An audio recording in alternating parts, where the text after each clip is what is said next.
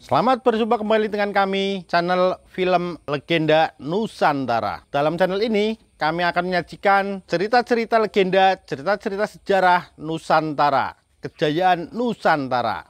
Semoga kita semua akan menyadari bahwa negara kita, Nusantara, adalah negara yang sangat luar biasa. Salam NKRI. Kemelut Belambangan bagian 76. Nyiwiji, mengapa engkau diam saja seperti patung? Ki Lurah Samin membentak marah. Wanita ini terkejut dan untuk dapat mengatakan sesuatu sebagai jawaban, ia lalu berkata, agak gagap.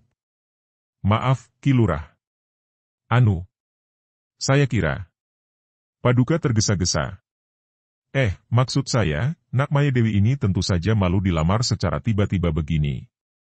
Ki Lurah Samin mengangguk-angguk dan tangan kanannya bertolak pinggang, tangan kiri mengelus kumisnya yang hanya beberapa helai seperti kumis kucing. Malu, ya. Dia melihat betapa wajah cantik Maya Dewi itu sama sekali tidak memperlihatkan kemarahan, bahkan wanita itu tetap tersenyum dengan muka ditundukkan. Ya, engkau benar, Nyiwiji. Ia malu. Nah, kalau begitu, engkau kuserahi tugas. Engkau bujuklah ia sampai mau menjadi sisihanku. Kalau hal itu dapat terjadi, ganjaranmu besar. Rumah gubukmu ini akan kubangun menjadi rumah besar, lengkap dengan perabotnya. Dan akan kuhadiahi pakaian dan uang. Nah, lakukanlah. Aku menanti di kelurahan. Nimas, aku pergi dulu. Berbincang-bincanglah dengan Nyiwiji. Aku akan mempersiapkan segalanya untukmu, Nimas. Setelah berkata demikian, Ki Lurah Samin memutar tubuh, akan tetapi baru 2 langkah dia berjalan, dia berhenti dan memutar tubuh kembali, menghadapi Embok Rondo Wiji. Ingat, Nyiwiji. Kalau engkau gagal membujuknya, akan kubakar gubukmu ini dan engkau akan dihukum rangkap dengan 50 kali cambukan. Setelah berkata dengan nada penuh ancaman yang membuat Nyiwiji seketika pucat dan tubuhnya gemetaran itu, Ki Lurah Samin kembali memutar tubuhnya pergi dari situ. Akan tetapi baru beberapa langkah dia berjalan, tiba-tiba pundaknya ditepuk orang dari belakang dan suara merdu Maya Dewi terdengar. Tunggu dulu, Ki Lurah. Ki Lurah Samin memutar tubuhnya dan wajahnya yang seperti tengkorak itu berseri ketika melihat siapa yang tadi menyentuh pundaknya. Maya Dewi yang secantik bidadari baginya itulah yang menyentuh pundaknya. Aduh, manisku. Engkau mau ikut denganku sekarang juga? Katanya sambil mengembangkan kedua lengannya seperti hendak merangkul. Akan tetapi kini senyuman telah menghilang dari wajah ayu itu. Mulut Maya Dewi membentuk garis yang tegas dan sepasang matanya memandang dengan kilatan tajam menembus, suaranya juga terdengar mengandung teguran. Ki Lurah Samin, ingatlah bahwa rencana perbuatanmu ini jahat dan menyimpang dari kebenaran yang akhirnya akan menyeretmu ke dalam jurang kesengsaraan. Apa? Ki Lurah terbelalak memandang Maya Dewi, lalu dia tertawa bergelak. Wajahnya yang seperti tengkorak itu menjadi semakin mengerikan ketika dia tertawa terbahak-bahak. Seperti itu. Hihah. Aku, lurah di dusun ini, orang yang paling berkuasa di seluruh desa. Kalau aku hendak mengambil seorang wanita sebagai selirku, apakah salahnya? Itu tidak menyimpang dari kebenaran dan tak seorang pun di dusun ini boleh melarangku. Ki Lurah, bagi seorang laki-laki hendak mengambil seorang wanita sebagai selir, barulah hal itu dianggap benar kalau si wanita bersedia dan dengan suka rela mau menjadi selirnya. Akan tetapi engkau hendak memaksakan kehendakmu, itulah kesalahanmu yang pertama. Kemudian, kesalahanmu yang kedua, yang tidak kalah jahatnya, engkau memaksa Bibi Wiji membujukku dengan ancaman, kalau gagal engkau akan membakar rumahnya dan menghukumnya dengan siksaan cambuk. Kalau di dusun ini tidak ada orang yang berani melarangmu melakukan kekejian itu, akulah yang melarangmu, Ki Lurah. Ki Lurah Samin membelalakan matanya. Engkau berani melarang aku? Hahaha, kalau begitu sekarang juga engkau akan kuboyong ke rumahku, coba, engkau hendak melarang dengan cara bagaimana? Mari kupondong engkau, manis.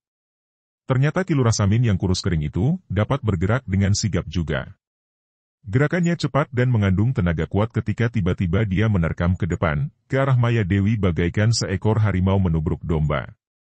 Maksudnya, sekali terkam dia akan merangkul dan memondong tubuh yang sintal itu lalu membawanya pulang ke rumahnya. Dia yakin tidak akan ada seorang pun yang berani mencegah atau menghalangi karena selain dia dianggap sebagai orang yang dikdaya, Juga dia mempunyai pasukan Jagabaya yang namanya saja disebut penjaga keamanan, akan tetapi ulah 2 losin anggota pasukan keamanan ini sebaliknya malah perusak keamanan karena mereka menindas rakyat dengan perbuatan sewenang-wenang. Kalau pemimpinnya buruk watak, bagaimana mungkin anak buahnya dapat berwatak baik? Maya Dewi tidak marah, hal ini memang akan mengherankan semua orang yang dulu pernah mengenalnya. Dulu, sebelum Maya Dewi bertemu dengan Bagus Sajiwo, kalau ada laki-laki bersikap seperti Ki Lurah Samin, jangan harap dapat lolos dari tangnya yang kejam. Sekarang marah pun ia tidak, biarpun ulah Ki Lurah Samin itu amat merendahkan dan menghina. Dalam hati Maya Dewi telah terukir banyak hal yang pernah diucapkan. Mengampuni kesalahan orang lain kepada kita merupakan jalan satu-satunya agar kita mendapat ampunan dari Gusti Allah. Suara hati sanubari ini melenyapkan kemarahan dan dendam. Maya Dewi selalu ingat akan semua dosanya yang pernah ia lakukan. Kejahatan Ki Lurah Samin ini tidak ada artinya kalau dibandingkan dengan semua kejahatan yang pernah ia lakukan. Kalau kejahatan Ki Lurah Samin yang demikian kecilnya saja ia tidak mampu memaafkannya, lalu bagaimana mungkin ia menghendaki pengampunan dari Gusti Allah atas dosa-dosanya yang jauh lebih banyak dan lebih jahat? Maka, Maya Dewi membatasi tenaganya ketika ia mengebutkan tangan kirinya ke arah penyerangnya, seperti orang mengusir lalat dengan kibasan tangannya. Akan tetapi akibatnya cukup hebat bagi Ki Lurah Samin. Ketika dia tadi menerkam dan tidak melihat Maya Dewi mengelak, dia senang sekali, seolah sudah dapat merangkul dan merasa betapa tubuh yang denok lembut hangat itu meronta-ronta dalam pelukannya ketika dia pondong. Akan tetapi tiba-tiba Maya Dewi mengibaskan tangan kirinya dan Ki Lurah Samin berteriak kaget. Tubuhnya seperti sehelai daun kering terbawa angin. Dia tidak mampu mempertahankan diri dan terlempar sejauh 2 tombak dan terbanting ke atas tanah. Terdengar suara berdebuk disusul bunyi ngek ketika pantat yang tak berdaging itu terbanting ke tanah dan debu mengebul. Marahlah Ki Lurah Samin. Selama bertahun-tahun menjadi lurah, tidak pernah ada orang yang berani menentangnya dan kini wanita muda cantik itu telah membuat dia malu dan pantatnya terasa nyeri. Terseok-seok dia bangkit dan menghampiri Maya Dewi. "Berani engkau melawan aku?" Bentaknya, dan biarpun pantatnya masih nyeri sekali, karena marah, dia memaksa diri menerjang maju dengan tangan kanan menampar kepala Maya Dewi, tangan kiri mencengkeram ke arah dada yang montok itu. Maya Dewi menggerakkan kaki kirinya mencuat ke depan dan sebelum kedua tangan Ki Lurah Samin mengenai sasaran, lebih dulu perutnya dihantam ujung kaki mungil Maya Dewi. Black! Kembali tubuh ceking itu terlempar ke belakang dan sekali ini, sambil meringis Ki Lurah Samin merangkak bangun dengan tangan kiri meraba pantat, tangan kanan menekan perut. Entah mana yang lebih nyeri, perutnya yang mulas atau pantatnya yang 2 kali terbanting ke tanah itu. Dia tidak tahu bahwa kalau Maya Dewi tidak membatasi tenaganya, sudah sejak tadi dia rebah tanpa dapat bangun lagi selamanya. "Ki Lurah Samin, ku peringatkan Andika. Sadarlah dan bertaubatlah. Kehidupan Andika akan menjadi jauh lebih baik dan bahagia."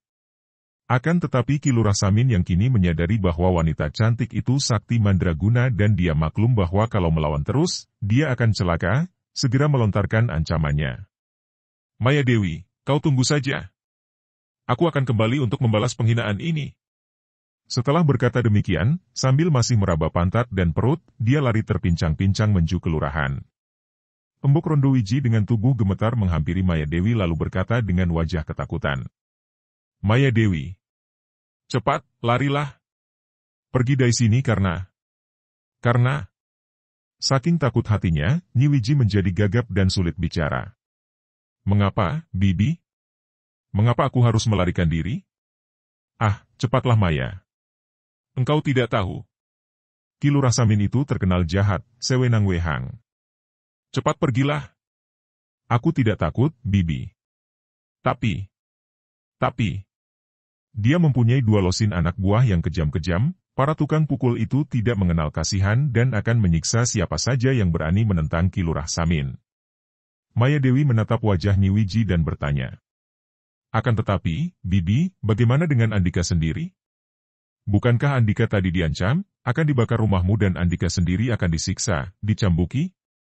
Mengapa Andika begini mengkhawatirkan aku, sedangkan dirimu sendiri terancam?"